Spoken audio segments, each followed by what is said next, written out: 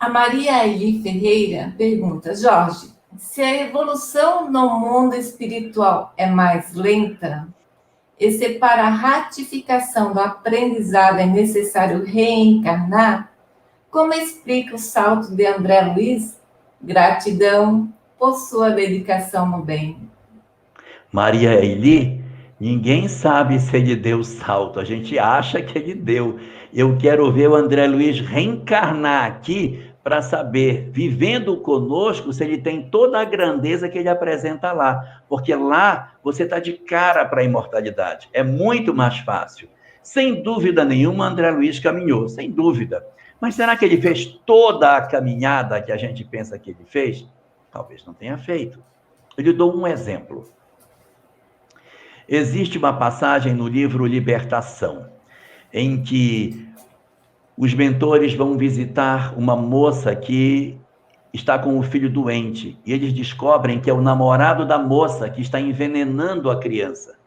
O namorado dela, que é enfermeiro, está dando uma substância que, ao invés de melhorar o menino, está adoecendo a criança, porque ele quer que a criança morra para casar com a mãe sem o filho. Deu para entender a ideia dele? Ele criminosamente está usando um subterfúgio para se livrar da criança. E os mentores vão lá para tentar ajudar. Quando eles chegam lá, vai o mentor, vai André Luiz e vai Hilário, que é o companheiro de André Luiz nessa tarefa, que assim como André Luiz está aprendendo, está crescendo, está se desenvolvendo. Quando eles chegam na casa para fazer o atendimento, Hilário tem uma surpresa absurda. Ele descobre que o enfermeiro que está envenenando a criança é o irmão dele. Irmão. Hilário desencarnou e o irmão dele que está encarnado é o criminoso. Ele fica totalmente surtado quando ele vê que é o irmão dele que está produzindo aquilo na criança. Hilário, então, se desequilibra com a atitude do irmão e como espírito, se aproxima do irmão que está encarnado. O irmão não percebe nada, mas ele se aproxima do irmão e diz para o irmão assim: eu vou te avisar uma coisa. Se você matar essa criança, eu mesmo vou matar você. Então, você está vendo que o Hilário se desequilibrou e está querendo matar o irmão dele se ele matar a criança. Aí o mentor diz, você não está em condição de ajudar, põe aí para fora que ele não vai ajudar em nada. Vamos só nós fazer o atendimento, porque o Hilário está muito envolvido. Aí o Hilário diz, mas ele é meu irmão, ele é meu irmão. E diz o mentor, todos são nossos irmãos, não é só ele. Nós temos que atender todas as pessoas que atendemos com o olhar de que eles são nossos irmãos verdadeiros. Então a gente vê aí que Hilário tem uma caminhada bacana dentro dos livros, mas quando ele foi surpreendido por uma determinada circunstância, ativou um gatilho dentro dele, em que ele mostrou uma face que a gente pensou que ele já tivesse superado. Certamente ele não mataria o irmão, mas isso mostra o sentimento de raiva, de impulsividade que ainda existe dentro dele. Então tem que reencarnar para perder um bocado da lucidez espiritual que a gente tem, para saber se do lado de cá, sem as certezas plenas sobre a vida imortal, eu sou verdadeiramente capaz de fazer o bem. Não dizem que quando fazem alguma coisa ruim para os nossos filhos, nós viramos umas leoas? Sim. Nesse momento, não toque neles. É verdade. O Antônio nos faz mais um questionamento. Por que as emoções são consideradas fatores humanos de fraqueza?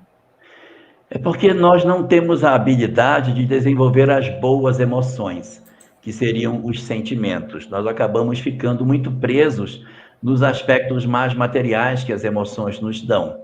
Então, a gente gosta daquilo de prazer material que a emoção oferece. O riso, o gargalhar, a felicidade terrena, o estar entre as pessoas, a fama, a riqueza, tudo aquilo que está disposto por Delfina de Girardin na mensagem A Desgraça Real, que está contida no item 24 do capítulo 5º do Evangelho segundo o Espiritismo, aonde ela diz, eu vou vos dizer qual é a desgraça verdadeira. Aí diz, a desgraça real é a riqueza, o riso, a fama, o luxo, o prazer, isso é a desgraça real.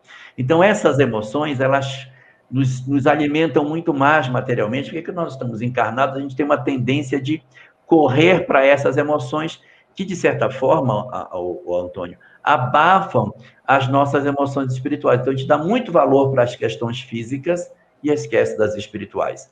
Veja a quantidade de pessoas que no Facebook publicam riqueza material, prosperidade material, risos materiais, e aquelas que falam de riquezas espirituais, valores espirituais, felicidade espiritual. Então, você percebe o quanto que isso ainda nos atrai, a pessoa postar viagem e toda uma série de coisas para mostrar, eu estou rico, eu estou bem.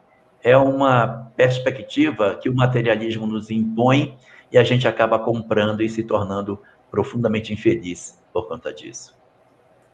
Se a gente procurar ser mais e não ter tanto, né? Mas é a nossa sociedade que está nos mostrando alguma coisa.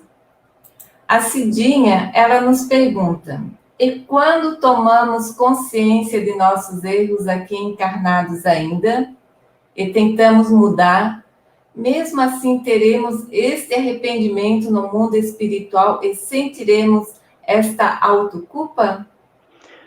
A autoculpa, Cidinha, decorre da sensação de ter deixado o tempo escoar por entre os nossos dedos. Se eu percebo que eu agi errado e eu trabalho dentro do meu mundo para corrigir as faltas que eu tive, eu automaticamente me absolvo. Sou eu que me absolvo e sou eu que me autopuno. Quando eu chego no mundo espiritual, que eu consulto a minha consciência, eu digo, eu consegui. Então, às vezes a gente tem um relacionamento com um filho que está difícil, e você diz assim, eu vou resgatar essa relação. E você trabalha para resgatar a relação. Pode ser um filho adolescente ou adulto, tanto faz, mas a gente refazer o caminho de afastamento, voltando para próximo dele e restaurando a relação que estava esgarçada. Quando você chega no final da existência, você conseguiu superar. E hoje você desenvolveu o sentimento de afeto que havia sido esquecido. Então, você tem troca de afeto legítimo, você tem um sentimento verdadeiro de amor. Quando chegamos lá, aquelas ideias negativas, elas estão aquietadas no nosso coração pelos sentimentos novos que substituíram os antigos e que absolvem nós próprios da nossa própria consciência. Não é ninguém que vai fazer fora de nós. Sou euzinho, que vou ditar qual é o nível de responsabilidade que eu tenho.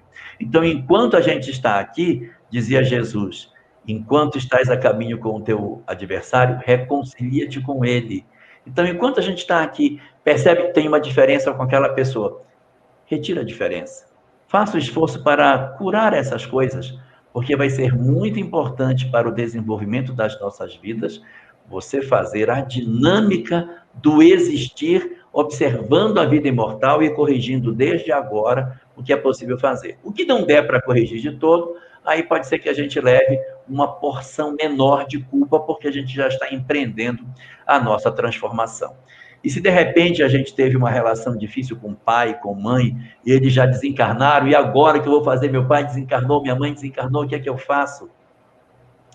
A gente ora por eles, transforma os sentimentos que tem, relembra das coisas boas e não das negativas, faz um exercício de se aproximar deles e, tanto quanto nos seja possível, se aproxima de pessoas mais idosas para exercer com os outros aquilo que a gente gostaria de fazer, mas não consegue mais porque eles desencarnaram. Quando a gente desencarnar, nós teremos ressignificado esse sentimento dentro dos nossos corações e as nossas almas estarão mais aptas a acolhê-los de maneira legítima, aliviando os nossos processos de culpa, mesmo eles já tendo desencarnado.